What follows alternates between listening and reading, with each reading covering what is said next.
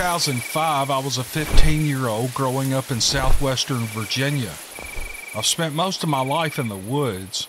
I still love to be in nature. It's where I believe I have a stronger relationship with my creator. I was sitting under some pines overlooking a deer trail on a cold morning. My uncle had a deer stand in an old tree in the same spot, and he'd killed a few deer from there. Because of that and the cold front that had come through the night before, I had a feeling something was going to happen. As I sat there with my old side hammer muzzleloader loaded and ready for any deer to walk by, I heard the distinct sound of something crunching through the leaves. I put my rifle to my shoulder in anticipation of the deer I knew was about to pop up over the hill. What came over the hill wasn't a deer. It was a man who looked to be in his 40s. Right away, I noticed he was wearing clothes that weren't from this era. He had on a flat-brim leather hat with metal buttons on the front for decoration. His coat was made with the fur turned to the inside, and his pants were the same, with worn leather on the outside. His shoes were harsh-sole moccasins, and he carried a leather possibles bag, the bag muzzleloader hunters carry with everything they need inside. It was across one shoulder with a powder horn on his opposite shoulder. His rifle was longer than the Hawkins-style rifle I had. His hair was coarse and brown. His bright blue eyes sized me up from a face covered in a full graying beard. It was as if he had stepped through the mist from a distant past. He had a look of confusion on his face as he approached, but asked in a congenial voice if I had seen anything yet. Perplexed by the fact that someone was hunting the farm that I knew I had sold permission to hunt, I managed only a curt, "No." He took another minute to look me up and down, and I did the same to him.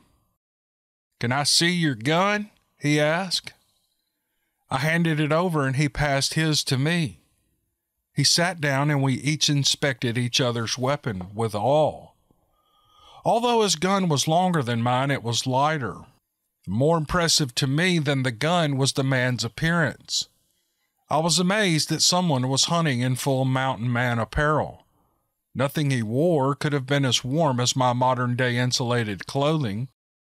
It was a sight I never would have expected to see here in the Blue Ridge Mountains, but I thought he must be a man who wished to live in a different time. And this was his way of coming as close to that as possible. Still, I couldn't help but wonder at his reaction to me.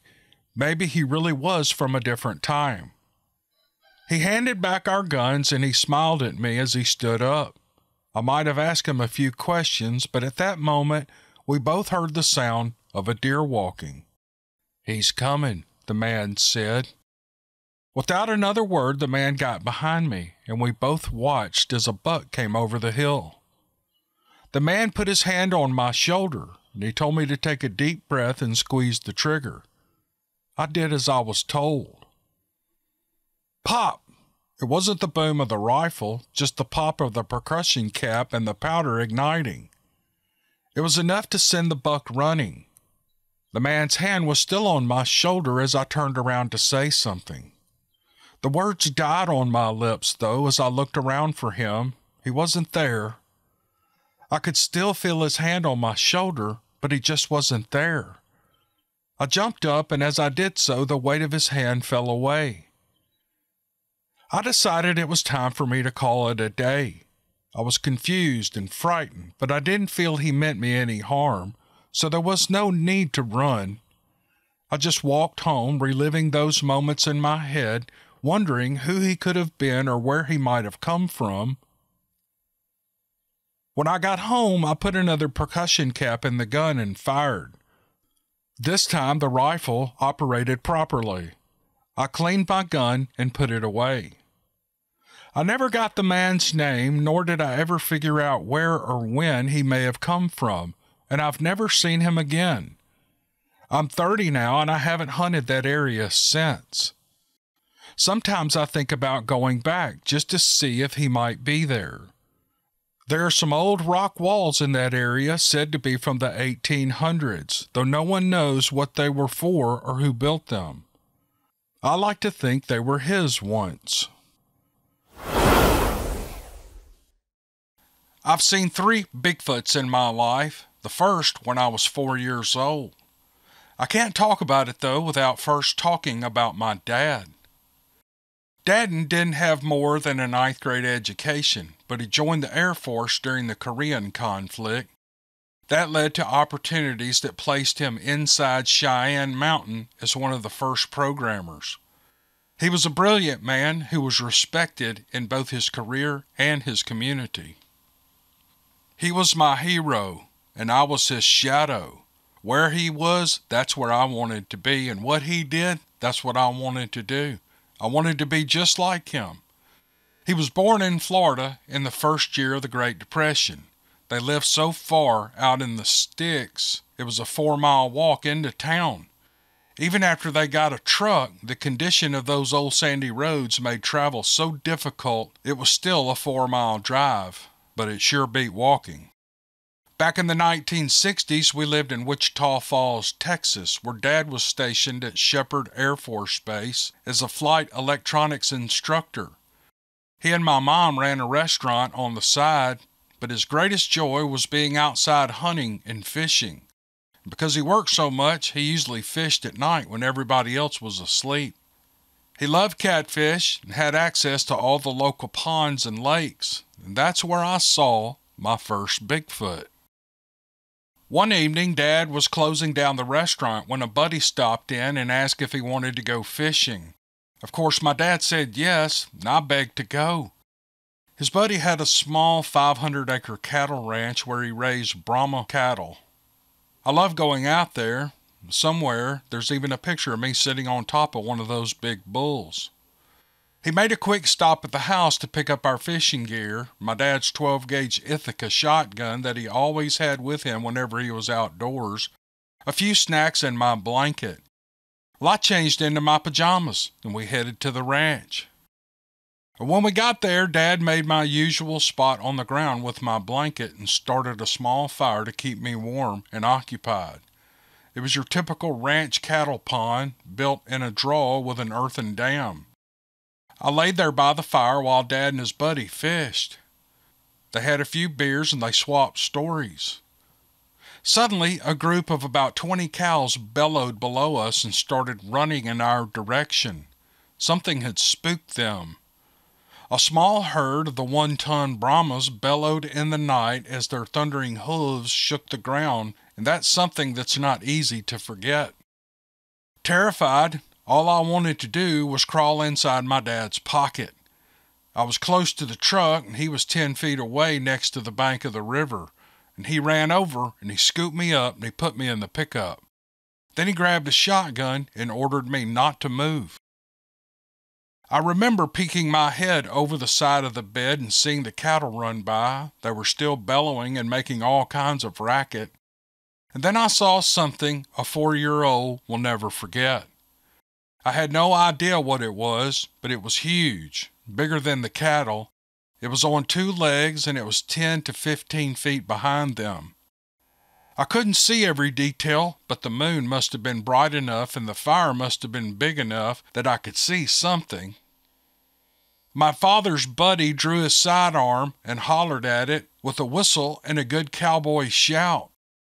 The creature stopped dead in its tracks 50 feet from us, and when it looked in our direction, I could see the eye shine. A few seconds later, he raised the pistol and fired a shot. The sound made me jump. Just as quickly, my dad raised his Ithaca and he fired 3 rounds. I can still close my eyes and see the fire explode from the barrel. All the while, both men were shouting something to the effect of, "Get out of here! Get out of here! Y'all!" It all happened within seconds, but even today, more than 50 years later, it replays in my mind in slow motion. The creature quickly bolted away, vanishing from my view in seconds. Both men now had their weapons leveled in that direction.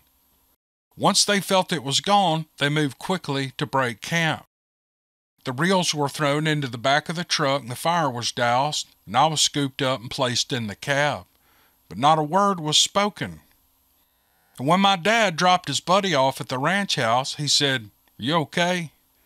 The man replied with a nod and said, "I hate those things." And they were the only words I remember either of them saying. Well, curiosity got the better of me on the ride home, and I finally got the nerve to speak. I was only 4, and 4-year-olds always have tons of questions. "Daddy, what was that?" I asked. "Well, it's nothing you need to know about, son," he told me. "Well, was it a man?" "It was hairy," I said. But there was no answer. My father was silent, intently staring at the road ahead. "Dad, was it a hobo?" I pressed. Hobos were still a thing back in the 1960s. "No, son, that wasn't a hobo. It just wasn't." "Well, what was it?" And I wanted to know. My dad knew I wasn't going to give up. No 4-year-olds give up on questions. He took a deep breath and said, "Well, it's kind of a monkey, son, that lives in the woods. They're afraid of people." Well, at 4, I didn't know monkeys lived in Texas. Things like that weren't on my radar, but if Dad said it was a monkey, it must have been a monkey. However, even at 4, I recognized that my dad was afraid. Even then, I knew what guns were for, hunting and protection. And this wasn't a hunting trip. And then we left real quick, and so I continued my questions. "Well, Dad, why was it chasing the cows? Is it mean? Are they poisonous? Which woods does it live in?" Well, my dad was used to my interrogations, and he would usually lovingly answer them in ways I could understand. But this time was different. He was silent, and after a few more minutes of nonstop questions, he pulled the truck over and looked at me with his piercing steel blue eyes. "Son, here's the problem. For some reason, the government doesn't want people to know about this monkey." The government was well known in our house. I knew my dad worked for the government. The government owned things. When I was born, my sister asked if I belonged to the government or to my mom and dad. Well, we didn't know or understand exactly what the government was, but we knew it owned things and it had rules. My dad continued, "Because I work for the government, I have to do as they ask, and since you're my son, so do you. You have to help keep this monkey quiet. You can't tell anyone, do you understand? You can't even tell your mom. It's your job now to keep this a secret. You can ask me more questions later, but right now, you need to be quiet about it. Do you understand, son?" "Yes, sir, I will," I assured him, and I did. Until this year, I've never told anyone this story. First I told my wife, then my son, and now I'm telling you. A few years later, during a trout fishing trip in the Colorado Rockies when I was 9, I brought it up again. And that was when my dad explained in detail the creature that he called a skunk ape. But that's a story for another time. I'm a 68-year-old resident of central Indiana, where following a 35-year career, I retired as a captain of detectives. I've always had a passion for being in the woods. As early as the age 12, I had a trap line. I loved doing it, and I was good at it, so I spent every free minute in the woods, especially in the late fall and winter. At various times over the years, the price of furs was high, and that was an added incentive. Every morning I'd leave my house at 4 a.m., walk 1 mile to the large wooded acreage where I trapped and run my lines. Sometimes I had more than I could carry in my pack, so I'd have to retrieve the rest after school. In all my years in the police force, I've heard it all from every angle, but I can't say that I ever saw a Bigfoot. Back when I was a kid, Bigfoot wasn't even a thought in my head. However, I have heard and seen some very strange things in the woods that cannot be explained. There were many times in the woods when I had the uncanny feeling of being watched in the darkness. I would hear trees crashing too often to be random occurrences, and I remember one early weekend morning in particular when I was looking for a new trapping area adjacent to where my other traps were set, and a hard rain the week before had flooded the bottomland near the large creek. Afterwards, a deep freeze left pockets of water trapped after the creek receded back into its bank and covered in 4-inch thick sheets of crystal clear ice that were like window panes into the many aquatic ecosystems below. As I passed over one of these frozen ponds, I looked down and I saw 2 large snapping turtles trapped under the ice in suspended animation. Turtle meat was excellent. My father taught me the art of cleaning a snapping turtle. It can be a difficult task if it isn't done right. So I decided to take these 2 turtles home for some good eating. I tried stomping the ice with my boot heel, but I couldn't even crack it. I decided that I'd bring a hatchet with me to chop them out when I came back the next day and went on my way. I made a 3-mile circle around the area looking for fur sign and new places to set my traps. The ground was frozen hard. A couple hours later, as I came back around the little frozen pool with the turtles, I couldn't believe my eyes. Laying on the root ball of a tree were the 2 turtles. The ice had been smashed. That's how I know it was 4 inches thick. I could see how thick the chunks were. The turtles had been ripped open from the bottoms to the tops of their shells, and all the flesh was completely gone. I couldn't imagine what could have had the strength to just rip those turtles open like that. Well, that night it snowed again. The following morning, I went back to the downed tree. That hard frozen root ball was completely destroyed with the root and root strewn all around in the snow. I looked around and found huge tracks leading to a part of the creek that ran too fast to freeze, and then they disappeared into the water. After all these years, I still think about those 2 turtles and the tracks that led into the creek. I have no earthly explanation for what it was, but I hope if you share this story, someone else may have had an encounter similar in relation to Bigfoot, and it will confirm what I think I already know.